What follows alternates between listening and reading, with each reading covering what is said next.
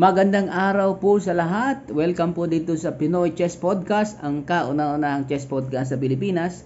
Ako nga pala po si Rina Fidemaster Castel at ating pag-uusapan ay patungkol sa format ng National Chess Championship ng Pilipinas.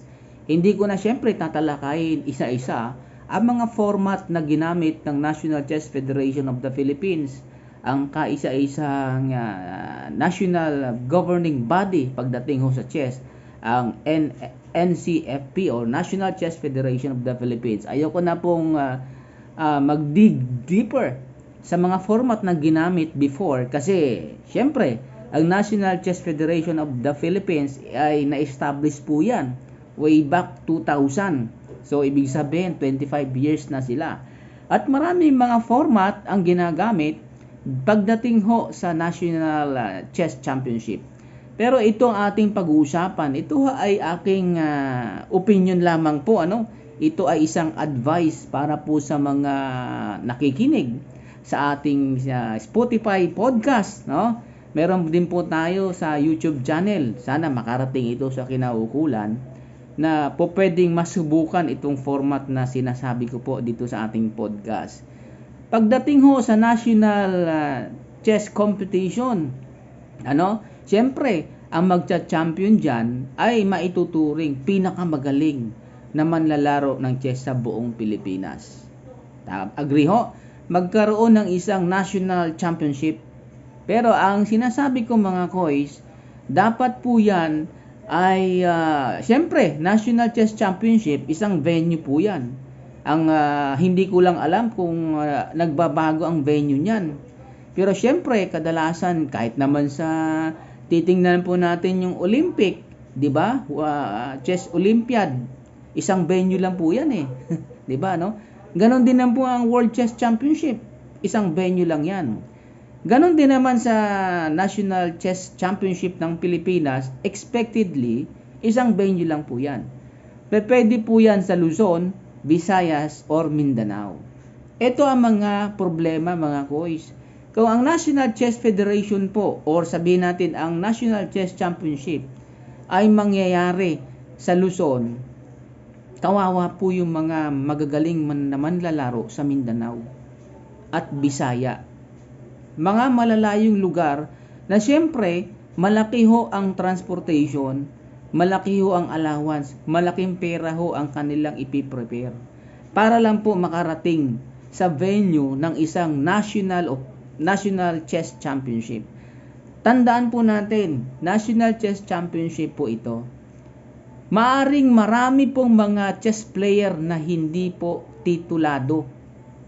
Hindi po siya chess master, no? Marami po niyan. At alam po yan ng mga grandmasters. Kasi syempre sa Pilipinas, meron tayong grandmasters. Meron din po tayong international masters. Meron din po tayong national masters. Meron din candidate master. Meron din po. Ang dami po niya mga title na pagdating po sa chess. Pero siguro, a-agree po ang lahat sa akin na sasabihin. May mga chess players po, hindi titulado, pero pumipisak ho ng grandmaster. Yan. Pumipisak po sila ng grandmaster. Hindi lang po sila nabigyan ng pagkakataon na maging active po sa mga tournaments dahil sa mga iba't ibang dahilan. Ano po ang sinasabi ko po? Halimbawa, kung magkaroon tayo ng National Championship, ilagay natin halimbawa ang venue sa Visayas, o kaya sa Luzon, o kaya sa Mindanao. Sabihin na po natin yung sentro, ang Luzon. Ang panukala ko po dyan, mga koys, yung mga lahat ng mga sasaling chess players mula Mindanao at mula sa Visayas, no? Kung ilan man po 'yan nasasali, no? Ay sagutin na po sana, no? Yung transportation, accommodation at ang kanilang meals. Maaring, teka muna. Wait lang po mga koys. Ito lang po ay paglalatag ho ng mga ideya. Maaring magustuhan, maaring hindi. Ano po ang layon na gagawin po natin ganon? Para ho ma-attract ho talaga mas maganda hong maraming chess players ang sasali sa National Open Chess Championship, pagkarambulin ang titled player at mga hindi titled player. Pagrambulin at wala na po silang excuses, no? Bakit sa Luzon ginawa ang chess championship? Taga Mindanao kami, taga Visayas kami. Tulungan po natin sila mga coach, yung mga yung mga nasa kinauukulan, subukan natin. No? Budgetan po natin. Sino-sino ba yung mga pambato ng Mindanao? Pambato ng Visayas? No? Talagang dapat ito ay pagkikita-kita. Bandingan na rin po ito mga coach. Banding, pagkita-kita ng mga chess players sa buong Pilipinas. Malaking event po kasi, bakit? Sinagot natin yung transportation mula Mindanao hanggang Luzon. Pati ang kanilang accommodation, pati ang kanilang meals, no? Yung meals hindi pipitsugin. Masustansya, no? Masustansya at busog-lusog. Yung accommodation dapat convenient. Nako, maniwala kayo mga koys. Merong mga previous tournament nasaksihan ko po. Yung Bacoor Open Chess Championship, nasa complex po sila, sports complex, air condition. Ang kauna-unahang pa-tournament po ng Bacoor Open tournament po yun eh. Pwedeng master, pwedeng ano eh. Pero alam ko non-master yun eh. Hindi ko lang matandaan ng gusto. Pero ang gusto kong makuha natin mga boys, ginamit nilang sports complex na doon na rin natutulog kasi dinayo po yun ng mga Mindanao, Bisaya.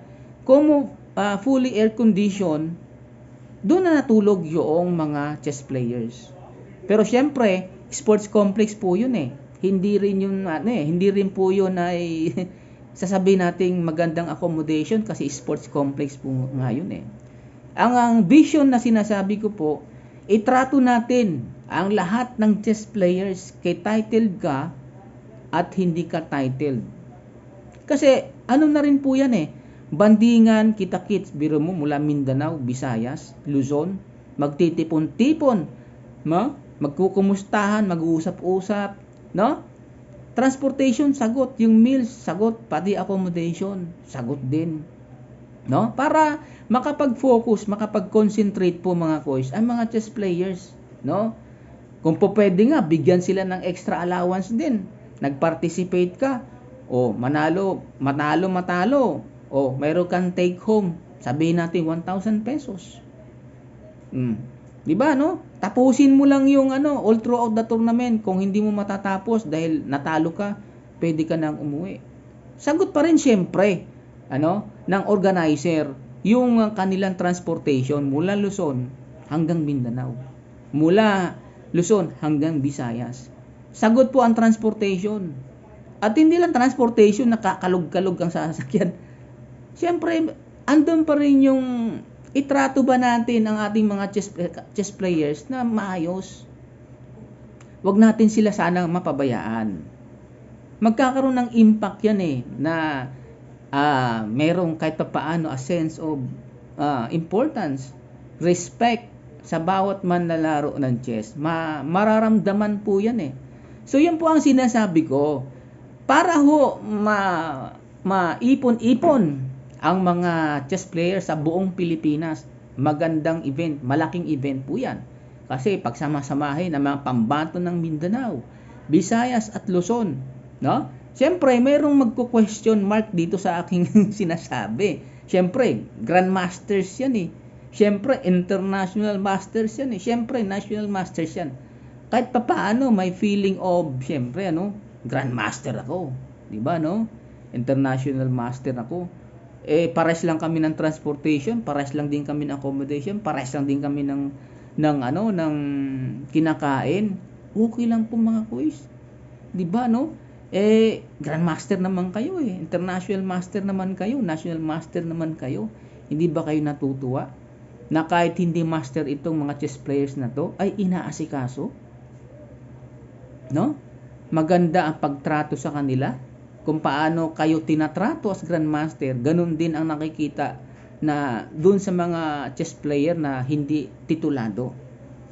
Makikita nyo mga koys, pag ginawa po natin yan, talagang ganado ang mga taga Mindanao, Visayas, at sa Luzon na malalayo ang lugar. O sabihin natin halimbawa sa Metro Manila gaganapin.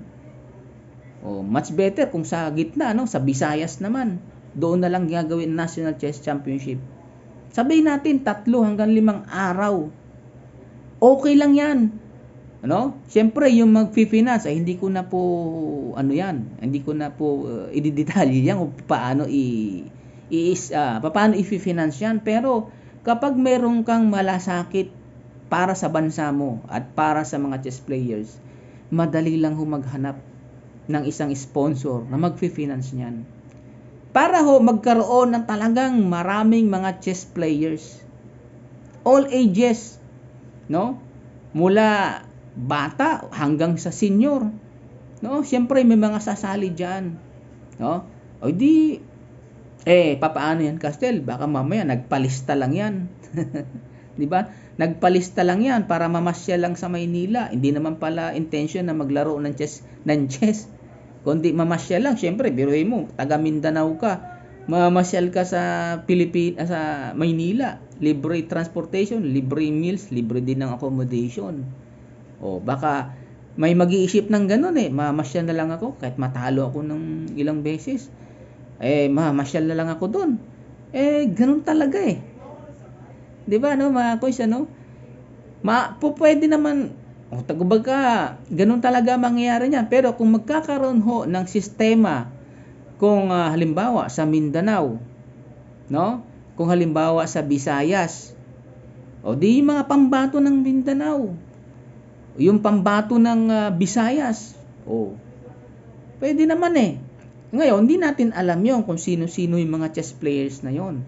Pero sa tamang pagpapaliwanag, tamang intensyon, doon sa chess player na dadayo, doon sa National Chess Championship, halimbawa dito sa Luzon o sa Metro Manila, ipaliwanag yun ng maigi.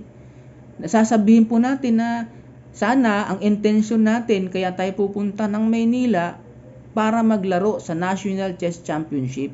Wag ho natin babuyin ang pagkakataon. No? Ang intensyon natin maglaro at ipagtanggol ang taga Mindanao, ang taga Visayas. Sana wala po sa inyo na magkaroon ng intensyon na mamamasya lang sa Luzon. Dahil libre naman ang meals, libre naman accommodation, libre naman ang transportation. Ipaliwanag lang naman yan Hindi naman mahirap ipaliwanag yon. Kasi kung halimbawa hindi natin ipapaliwanag, baka mamaya madaig yung intensyon. Kasi ang intensyon talaga, kaya natin ginagawa yon, no? Libre transportation, meals, no? Accommodation, maayos, disente, no? Para dumami ang sasali. Titled ka o hindi ka titled. Yun lang muna ang panghawakan natin, yung intention na yon. No? Kung ano man yung mga negativity, mga negative na naisip, ayos lang naman po talaga, ganun talaga, laging two sides yan Pero dun tayo magpo-focus dun sa magandang intention. Kasi kung hindi natin bibigyan ng ganong sistema na libre transportation, libre ang meals, may accommodation pa, ang mangyayari tulad pa rin ng dati. Siyempre, mahal ang transportation. May magaling na chess player sa kabundukan, sa kapatagan, no? Hindi siya titled, or titled siya pero hindi siya masyadong nagpa-participate sa National Chess Championship sa Metro Manila dahil siyempre problemado ang transportation, no? Accommodation at ang meals. Lahat po 'yan ay sagot ng isang organization o mag-o-organize ng National Chess Championship. Ngayon, doon sa mga titled players, pwede naman na bigyan sila ng importansya, maaaring taasan yung kanilang bigyan sila lahat. Halimbawa, national master ka, basta titled ka, bigyan sila ng appearance fee. Yun ang kalamangan nila sa hindi titled. Siguro naman, hindi na magsiselos ang mga titled players noon. Di ba, no? Kasi may appearance fee ka. Ano pa ba yung mga fees na yan? Appearance fee, professional fee. Ano ba yung mga appearance dyan? Appearance fee at saka yung participation fee. Iba-iba yan Ewan ko lang kung ganun din sa chess player, no? Kasi sa ibang profession, may appearance fee, may participation fee, etc. Ay di, bigay natin dun sa mga titled master. No, halimbawa, nakakuha tayo na sabihin natin 2,000. 2,000 na lahat-lahat na chess players. O paikli natin 1,000 chess players, 500 boards. De natapos yung intention natin na mas pinalawak pa, mas pinaigting pa ang kampanya kasi the more na maraming chess players nasasali sa National Chess Championship, the better. Baka magulat tayo ang mag-champion yan, hindi title player. O kaya, di ba? Kaya kayong mga titled master o titled na chess players, pagbutihin ninyo na hindi dapat mag-champion ang isang non-titled chess players. Yan yung mga dapat sana magawa natin. Isang beses lang naman masusubukan yan eh. Pero natitiyak ko magiging positibo yan eh. Dadami ang sasali dyan eh. Yung how to finance, that's another story. That's another part. No? Pwedeng pag-usapan yan sa separate na podcast. Ano po mga koys? Yan yung format na maaring magawa po natin. Ngayon, pagdating ho sa game, subukan po natin, siyempre, nandiyan na lahat ng mga chess players, di ba, mga koys? Subukan natin yung format, yung double elimination, napakaganda nun. Alam kong iba dyan nakaka-relate no? Po pwedeng halimbawa 1,000, di siyempre 50 boards po yan, no? 50 boards po yan. Di natin, pwede naman yan na i-Swiss. Sa umpisa, i-Swiss. Sabihin natin, Swiss, sabihin natin 10 rounds o 11 rounds. Pwede rin round robin. No? Pwede rin round robin, pero napakadami po. Kaya, kadalasan yan, Swiss ang gagamitin. Kadalasan yan. Pero yung double elimination, maganda rin gamitin yun, mga koys. Pero mas maganda sa umpisa, dahil 1,000 marami yan eh. Effective po dyan yung Swiss. No? Sabihin natin, Swiss siya, sabihin natin, sa 11 rounds, paikli natin, 11 rounds yung Swiss. Di nagkanda ubos na. Tanatapos yung 11 rounds. Di kukunti na lang yung mga player. Di ba? Di sabihin natin sa 1,000 na yon, sabihin natin yung top 300. Siyempre naubos after 11 rounds. Top 300. After ng Swiss, 300 players ang natira. Di 300, pagsabungin nyo na yan. Gawin yung knockout. Knockout. Di ba? Yung 300, magiging 150 na lang yan. I-knockout natin. Pero, yung mga format na gagamitin, that's another episode po.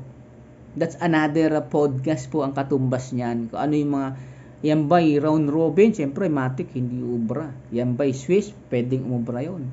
Yung Swiss at saka knockout, pwedeng pagsabungin yon o pagsamahin. Pero that's a separate story.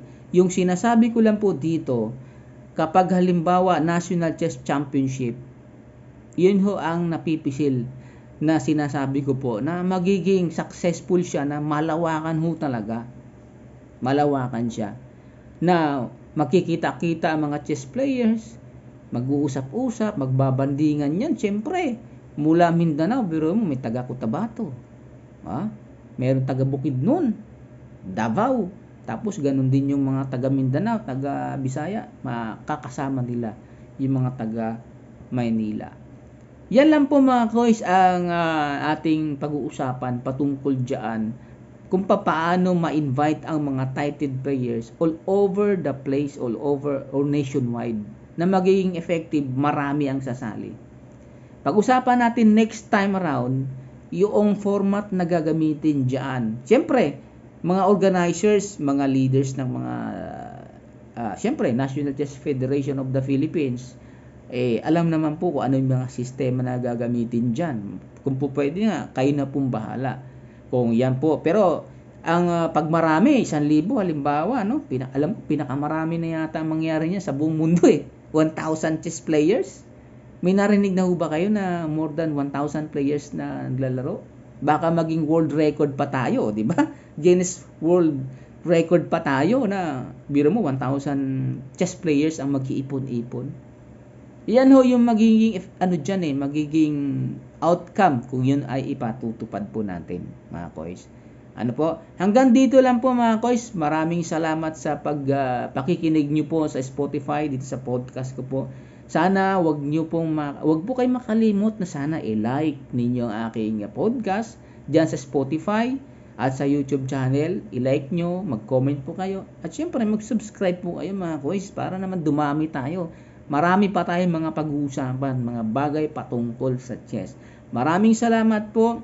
Nanonood po kayo at nakikinig dito sa Pinoy Chess Podcast, ang kauna-unahang chess podcast sa buong Pilipinas. Magandang araw sa inyong lahat. Maraming salamat po.